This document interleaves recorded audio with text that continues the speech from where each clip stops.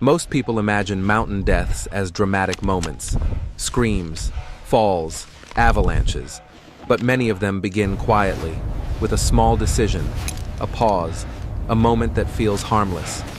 These are 5 stories, 5 people, and 5 moments when the mountains stopped forgiving mistakes. This first story isn't about survival. It's about how the cold doesn't kill you all at once. It takes you piece by piece, while you're still moving forward.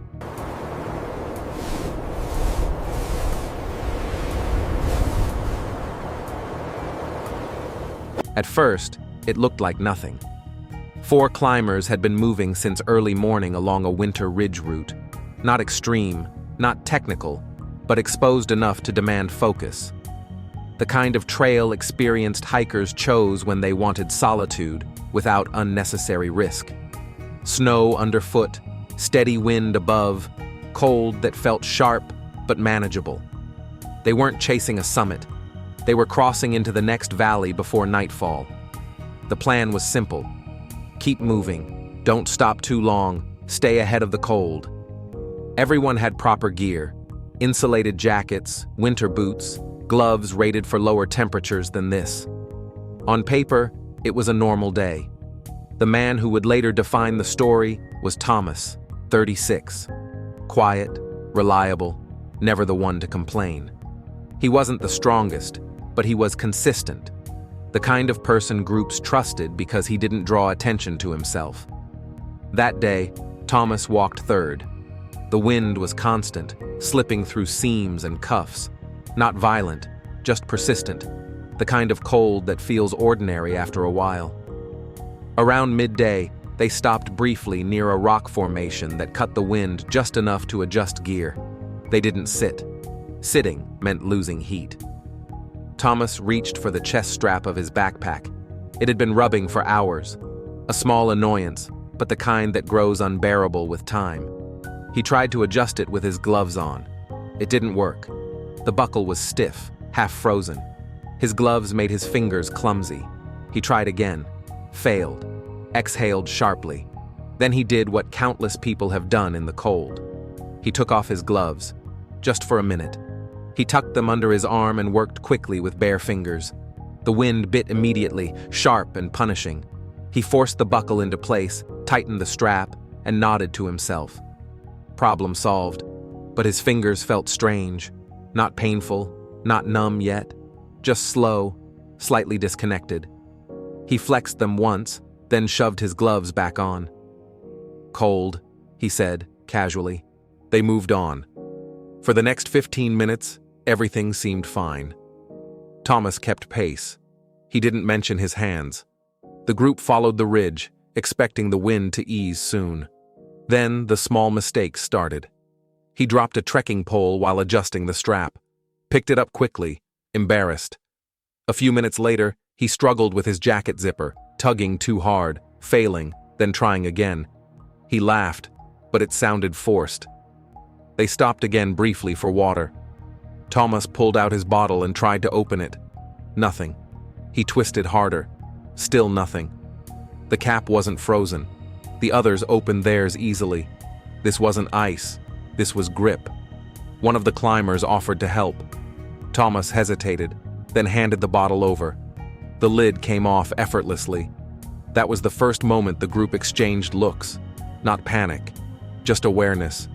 Because in the mountains, hands are everything. Without them, gear becomes useless. Straps, zippers, buckles, ropes, all meaningless if you can't control your fingers. They continued walking. The ridge stretched longer than expected. The wind didn't ease. Light began to thin as afternoon slipped closer to evening. The temperature dropped with the sun. Thomas stopped talking. He didn't complain. He didn't ask for help. He just focused inward, like every step now required effort. Then he stumbled. Not a fall, just a misstep that dropped him to one knee. He caught himself with his hands in the snow. When he stood up, his jaw was tight. His eyes blinked faster than normal. Someone asked if he could feel his fingers. Thomas flexed his gloved hands, then shook his head slightly. "I'm fine," he said. But his voice didn't match the words. They tightened formation and tried to move faster. Motion was heat. Heat was survival. The group watched Thomas more closely now. A few minutes later, he stopped again. He stared at his hands as if waiting for them to respond. He pulled one glove off instinctively, then shoved it back on almost immediately, bare skin punished by the wind. His fingertips looked pale, waxy, wrong. His breathing began to shake. This time, it wasn't just cold, it was fear, because Thomas understood what this meant. Losing hand function in winter wasn't discomfort, it was a countdown. No grip meant no control. No control meant dependence. And dependence in the mountains was dangerous for everyone. He tried to hide it, but the mountain made that impossible. Every failed motion exposed the truth a little more. As the light faded and the wind kept pressing against them, the group realized something they hadn't wanted to calculate before. This was no longer a routine crossing. This was no longer about reaching the valley before dark. Now it was about whether Thomas could keep functioning long enough to get down at all, because the cold had already taken the first part of him, and it wasn't finished. The next story isn't about fear, it's about how the mountain doesn't hesitate. One step, and everything is over.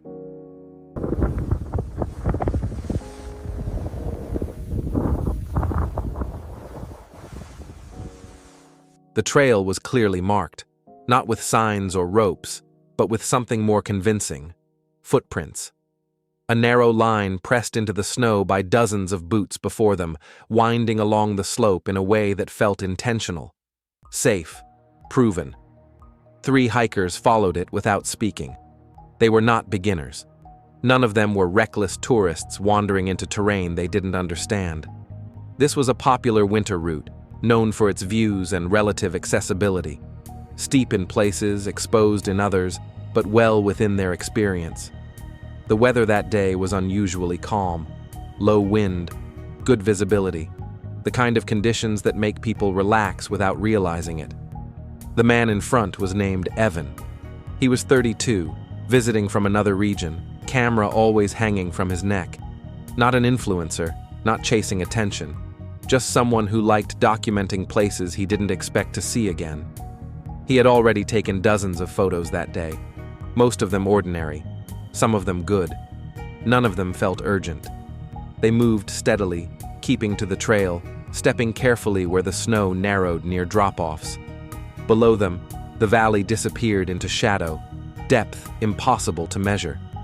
Above them, the slope rose gently, unremarkable, almost inviting. At one point, the trail curved slightly, bringing them to a section where the mountain opened up.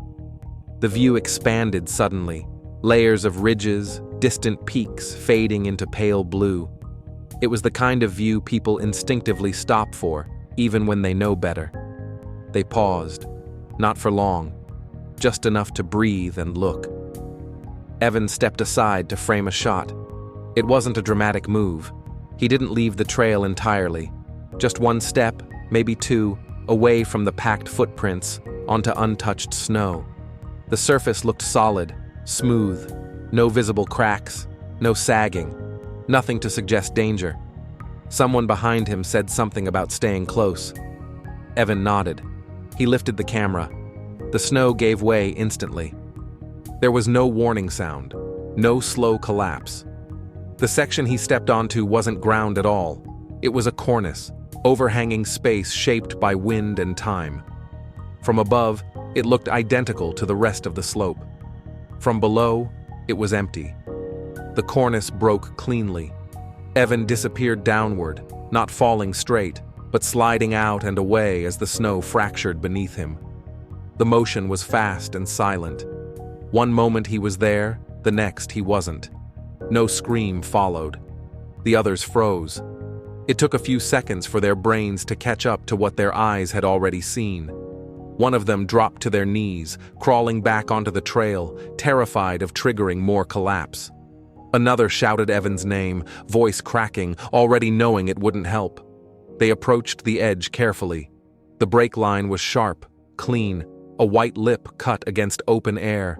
Beyond it, nothing but depth. Far below, the slope steepened. then vanished into rock and shadow. They couldn't see him. They didn't hear anything. They stayed there longer than they should have, calling his name into the empty space, hoping for movement, for sound, for any sign that he had landed somewhere reachable. Nothing answered. Eventually, they activated emergency protocols, radios, phones, location sharing, coordinates. They did everything right after doing one thing wrong. Rescue teams arrived hours later. The conditions remained calm, which made the silence worse. No storm to blame, no sudden weather shift to point at, just clear skies and a clean fracture line marking the mistake. They found Evan the next morning, far below the trail. The report described the fall in neutral terms: distance, impact, cause of death listed clinically, without interpretation. There was no mention of fear or surprise, or the moment between stepping off the trail and understanding what was happening. Those details don't survive documentation.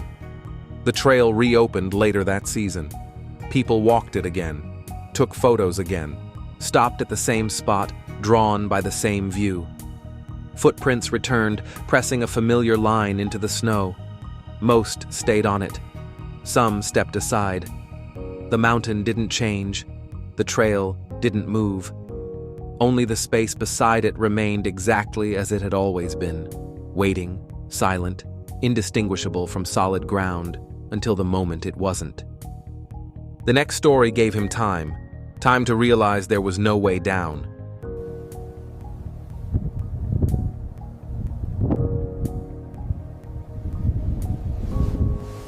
It was supposed to be the safest option.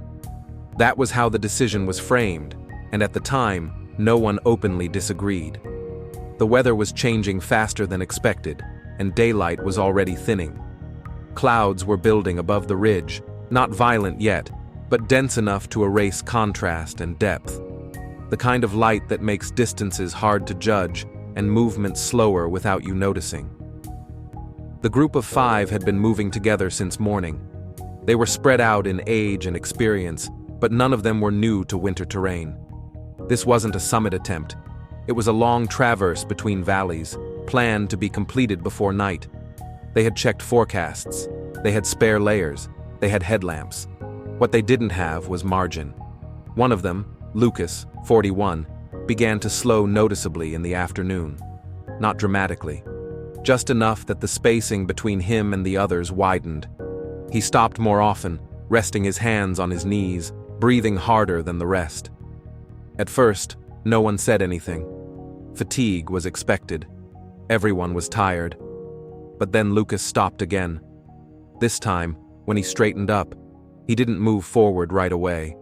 He stood still, eyes unfocused, like he was waiting for his body to catch up to him. When someone asked if he was okay, he nodded too quickly. "Just need a minute," he said. The minute stretched. The wind picked up slightly, pushing cold air through the group. Snow began to drift sideways in thin sheets, not enough to be dangerous, but enough to erase footprints behind them faster than before.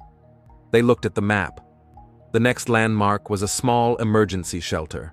Not a hut, not a place to stay overnight comfortably, but a reinforced structure meant to block wind and buy time.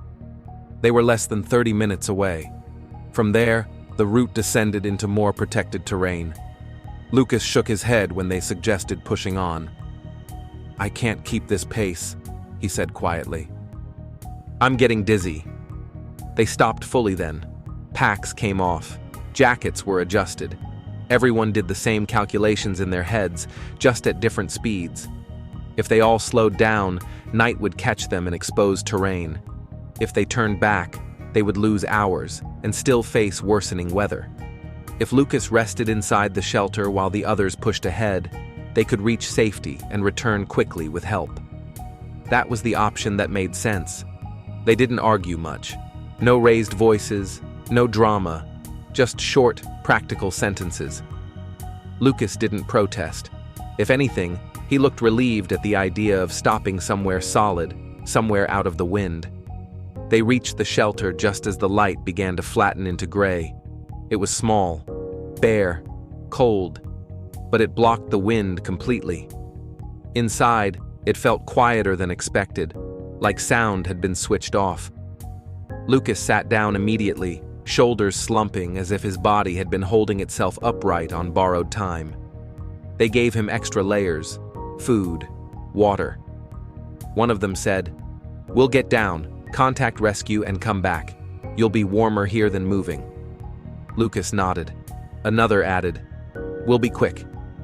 No one said how quick. They hesitated at the door longer than planned. One by one, they checked their gear again. Gloves, headlamps, radios. Someone asked Lucas if he needed anything else. He shook his head. "I'll just wait," he said. "I'll be right here." They stepped back into the wind. At first, everything went according to plan. They moved faster without Lucas. The descent began to ease. The shelter remained visible behind them for several minutes, a dark shape against white snow. They kept glancing back until the terrain curved and it disappeared from view. That was the last time any of them saw him alive. The weather shifted fully less than 40 minutes later. Wind strengthened, pushing snow horizontally now, visibility dropping to a few meters. The descent slowed as the trail became harder to follow. They stopped once to confirm direction, then again to regroup when one of them slipped. By the time they reached a point with signal, it was already dark. Rescue services were contacted immediately. Coordinates were shared, details explained. The response was calm but cautious. Conditions were deteriorating too quickly to send anyone back up that night. They would have to wait. None of them slept. The storm intensified overnight, burying the route they had taken, erasing their tracks completely. By morning, the ridge above was unrecognizable, reshaped by wind and fresh snow. Rescue teams reached the shelter late the next day. The door was closed. Inside, they found Lucas exactly where they had left him. He was seated, wrapped in layers, back against the wall. No signs of struggle, no damage, just stillness. The report later listed exposure and hypothermia as the cause of death. No blame was assigned. The decision to leave him there was described as reasonable given the circumstances. And it was. That's what made it harder. Because everyone involved knew the same thing. No one had abandoned him. They had simply trusted time, and the mountain had taken it away. The third story trapped one person. The fourth trapped everyone. And this time, there was nowhere to move.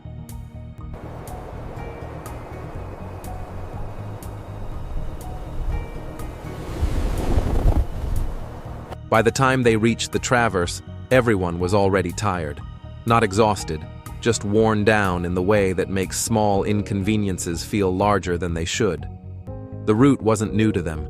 It was a familiar alpine line used by experienced climbers when conditions were stable. Narrow in places, exposed in others, but well within what they had done before. They moved roped together. Not because the section was technically difficult, but because that was how it was done here. A precaution. A habit. The rope wasn't meant to save someone from a massive fall. It was there to keep small mistakes from becoming final ones. The man in the middle of the rope was Daniel, 44. He had more experience than the others combined. Years in the mountains, years of knowing how to move efficiently, how to read terrain, how to trust his judgment.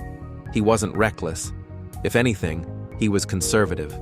The kind of climber people listened to without questioning. The wind picked up as they traversed, not dangerously, but enough to make the rope tug and sway between them. Each step required a pause, a shift of weight, a careful placement of boots on snow that had been compacted and refrozen countless times. Daniel felt the rope pull at his waist. It wasn't strong, just annoying. Every time he stepped sideways, the tension caught slightly, dragging against his harness. He adjusted once, then again. The rope wasn't tangled. It was just doing what ropes do when people move at different rhythms. They stopped near a small outcrop. It offered no real shelter, but it was wide enough to stand without balancing constantly.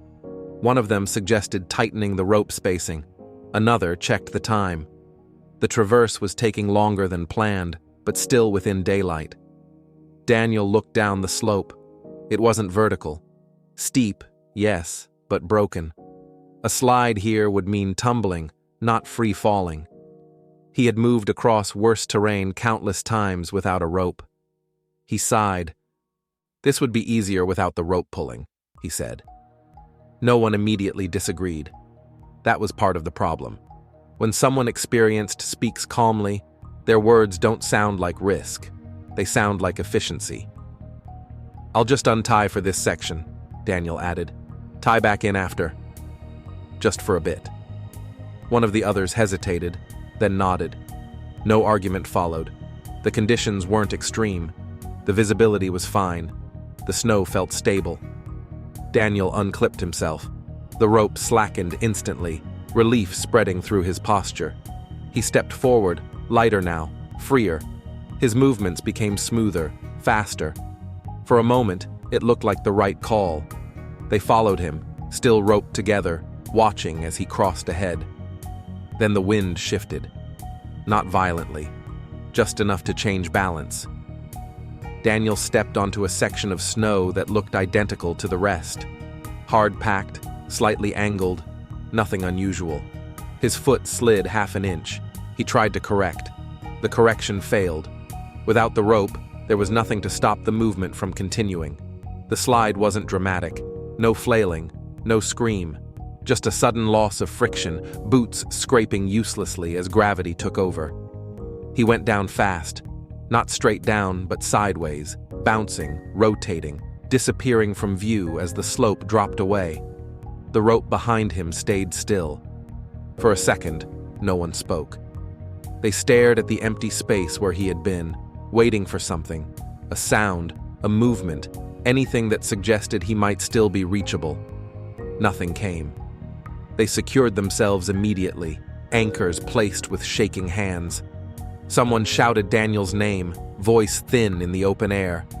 Another edged forward carefully to look down. They couldn't see him. Only a long, broken line in the snow marking where a body had passed. Rescue teams were contacted as soon as they reached a safer position. By the time searchers arrived the next day, conditions had worsened. Fresh snow covered the slope. Wind erased details. The traverse looked untouched again, as if nothing had happened there. Daniel was found far below. The report was brief. Fall after loss of footing. No rope attached at time of incident. No commentary. No judgment. The rope was recovered later. Still intact. Still usable.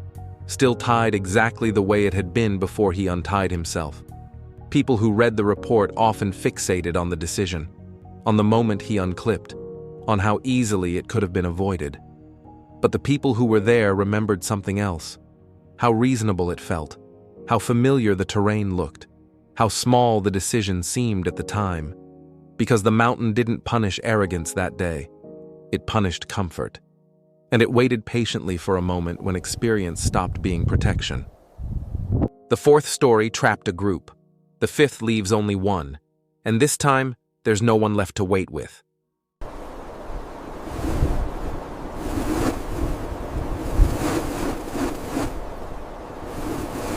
The decision didn't feel dramatic. That was the problem. The group had been moving since early morning, following a long winter route that climbed gradually before turning into a wide descent toward the valley. The weather wasn't perfect, but it wasn't alarming either. Overcast sky, light wind, cold that stayed within expectations. They were behind schedule, but not lost. Somewhere near the upper section of the route, the trail split. Not officially, but practically. One line followed the planned descent, longer but safer. The other cut across the slope, shorter, more direct, and steeper. They stopped to talk it through. No one argued, no raised voices, just a discussion shaped by fatigue. One of them suggested sticking to the plan. Another mentioned daylight. Someone checked the time again. Then Michael spoke. "I'm going to head down this way," he said, pointing toward the shorter line. "I've done similar terrain before. It'll save time." He wasn't boasting. He wasn't trying to prove anything. He sounded calm, practical. He didn't say it like a challenge, he said it like a solution. The others hesitated. Splitting up in the mountains is rarely ideal, but it isn't unheard of. Michael wasn't inexperienced. He had the right gear, headlamp, radio, extra layers. He knew how to navigate. He wasn't injured.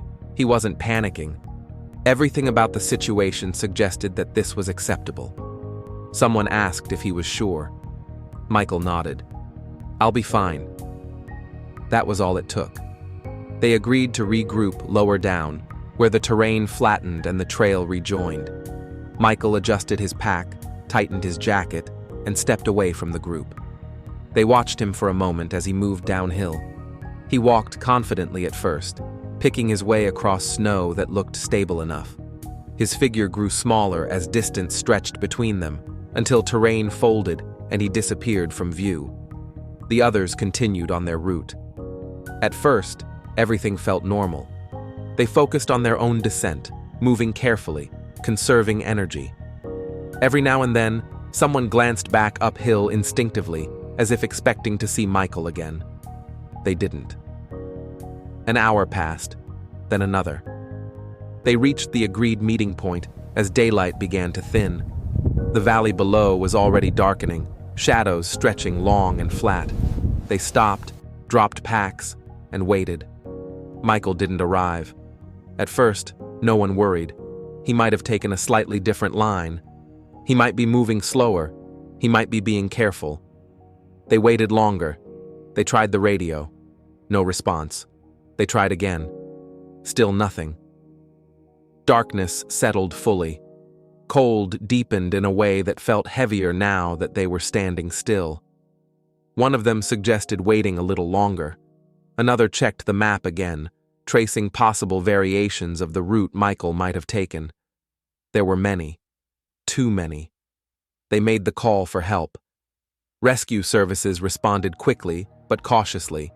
Searching at night in winter terrain carried its own risks. Teams would be dispatched at first light. None of them slept much. The search began the next morning.